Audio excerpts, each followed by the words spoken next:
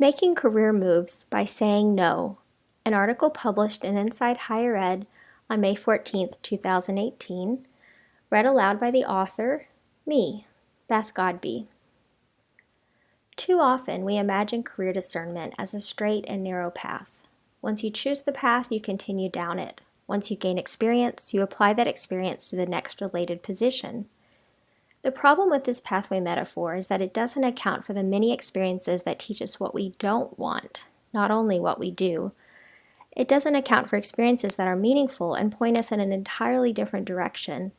It doesn't account for the importance of saying no, of excelling in a particular type of work and yet still choosing differently. When we find support for career discernment in academic settings, still far too infrequently, we typically find tools for determining when to say yes. It's equally important, I believe, to spend time considering when and why to say no. At its core, saying no is actually saying yes to something else. Sometimes it's saying no to let what needs to fall away, fall away. Sometimes it's saying no to imagine something different or to build towards something new. Sometimes it's saying not yet, or not in this way. Simply put, yes and no are related. Both can block and both can build. Both are powerful for making career moves. I've been thinking a lot about the relationship of yes and no, as I've been trying to honor the wisdom that the absence of a strong yes is actually a no. I've been focusing on this wisdom during what has been a turbulent year for me, being promoted with tenure and yet still choosing to leave academe. This decision has come through career discernment involving meditation, consultations, and reflection through writing over many months. Last spring, when I was experiencing extreme exhaustion, which I finally recognized as burnout, I decided to make a list of everything I liked about my job. As a writer and a writing teacher, I often recommend free writing as a way to engage in self-reflection, to recognize patterns, to process information, and to make decisions. So I decided to follow my own advice and engaged in several writing exercises to identify how, where, and whether my commitments and priorities were aligning with my time. What I found shocked me. I made a fairly long list of activities that I truly enjoy as a faculty member.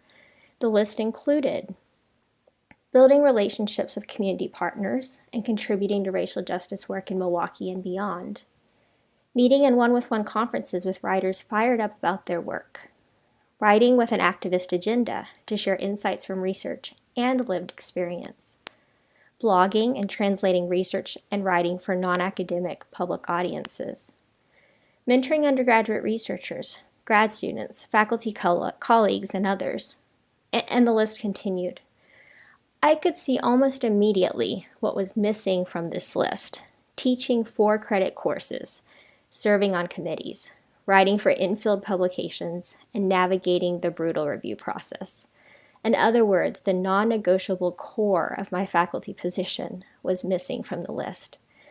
Moreover, the non-negotiable core was causing me to feel that my time was misaligned with my priorities.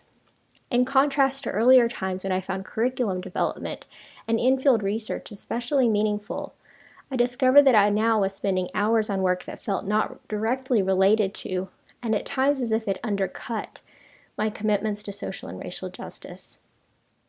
The list surprised me because I'd been justifying that my faculty job was allowing me to do the work I felt most called to do, when in reality, it was the faculty job that was keeping me from aligning my time with my priorities.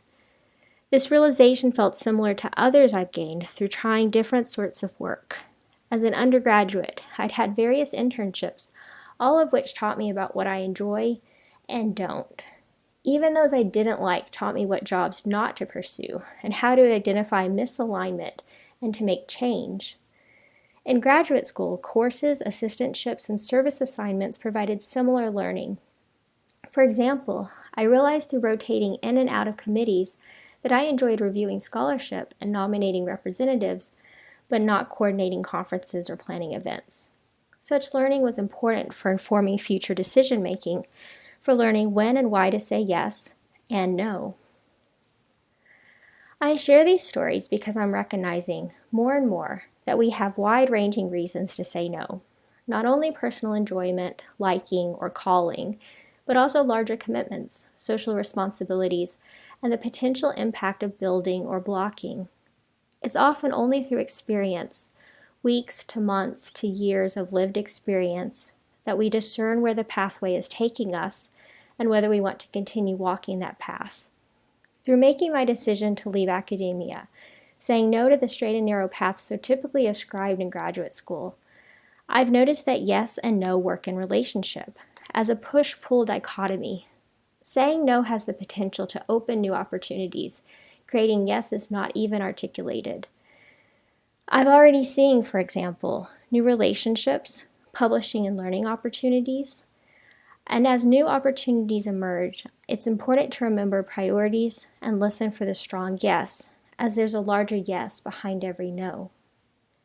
Saying no can also signal a change in direction, a choice to tread another path, a journey into pathless woods, or an attempt at redrawing or revising the path altogether. I'm hopeful that conversations about alt-ac and non-ac careers will help expand imagined career pathways, as will more images of people creating their own career trajectories, where trajectories haven't previously existed.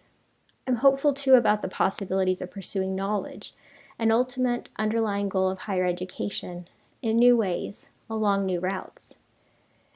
Individual decision-making can impact community understandings of available decisions. So in addition to personal reasons for saying no, there's potential behind every no for interrupting straight and narrow paths. Saying no can inspire others to see the value of experiences far more than building credentials. Saying no can build courage too, not only for ourselves, but also with and for others. Here's to saying no for modeling, rousing, disturbing, encouraging, and shaking up and off inherited ways of being. Here's to saying no for disrupting straight and narrow pathways. Here's to saying no for learning yet to be imagined pathways. Thank you for listening.